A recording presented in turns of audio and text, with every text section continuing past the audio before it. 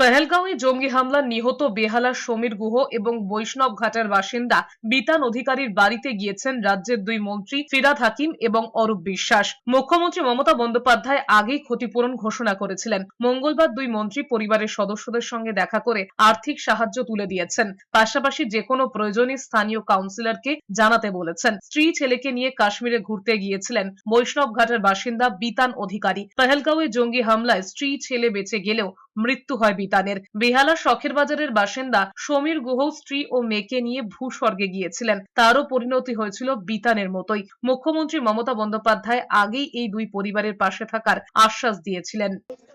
মুখ্যমন্ত্রী মমতা বন্দ্যোপাধ্যায় যে কথাটা দিয়েছিলেন,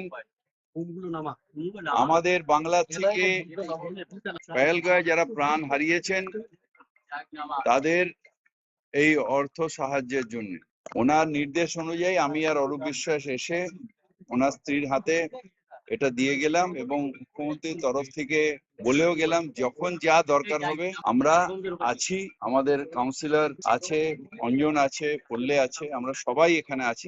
দ্বিধা করবেন না, যখন যা দরকার আমরা পাশে আছি।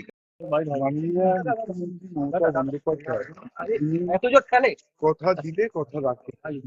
তিনি বলেছিলেন আমি পরিবারদের পাশে আছি। আজকে আমাকে এবং পরিবারকে পাঠিয়েছি, আমরা সর্বতভাবে তাদের পাশে আছি। আমরা শুধু এইটুকুই বলে গেলাম, আপনার একটি ছেলেকে হারিয়েছে, কিন্তু অনেকগুলো ছেলেকে আপনি পেয়েছেন। যখন যা অসুবিধে আমাদের পৌর প্রতিনিধিরা আছে, আমরা আছি, শুধু একটা আমাদের ফোন কল, আমরা এসে পৌঁছাবো এবং আমরা সব সময় আপনাদের পাশে আছি।